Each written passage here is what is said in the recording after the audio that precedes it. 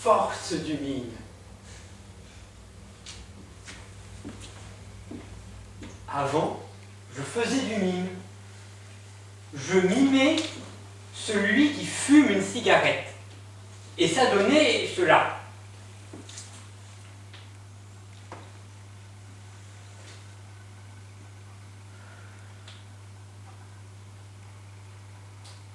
Et ça plaisait beaucoup. Alors les gens criaient « Une autre !» Et j'en mimais une autre.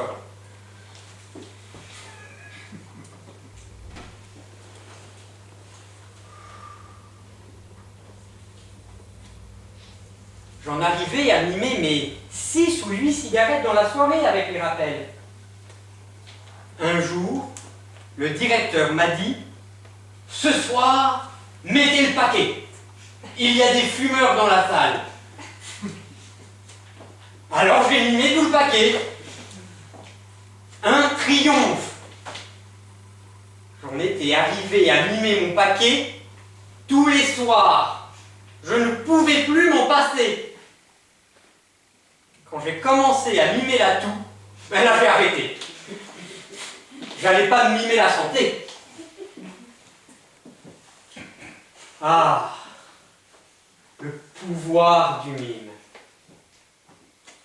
Tenez, regardez. Rien que d'avoir évoqué une cigarette, il y a de la fumée dans l'air. Et il faut dissiper tout ça. Il ne faut pas laisser de traces. Car il faut éviter de polluer les espaces vides. Il n'y a pas que les espaces verts qu'il faut protéger. Les espaces vides aussi.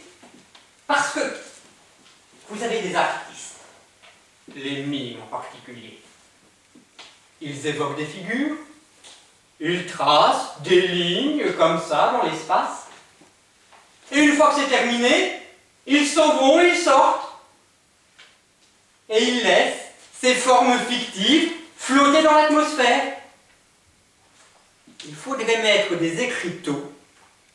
Messieurs les mimes, vous êtes priés de laisser l'espace aussi vide en sortant que vous l'avez trouvé en entrant. Moi, quand il m'arrive de mimer quelqu'un qui ouvre une porte, quand je sors, la porte, non seulement je la ferme, mais je l'emporte. Imaginez que je mime un papillon.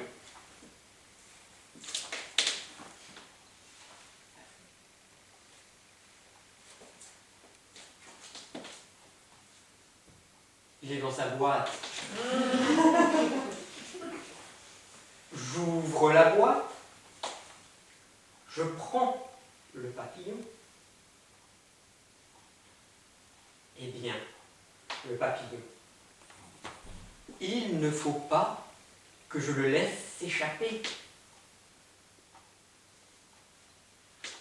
Ou s'il s'échappe, il ne faut pas que je le perde de vue. Que je le quitte des yeux. Parce qu'il ne faut jamais lâcher dans la nature des papillons qui n'existent pas. Ça crée des fantasmes.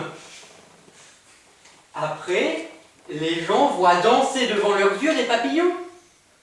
Et ils ne savent pas d'où cela vient. Non. Le papillon, il faut le rattraper et l'effacer.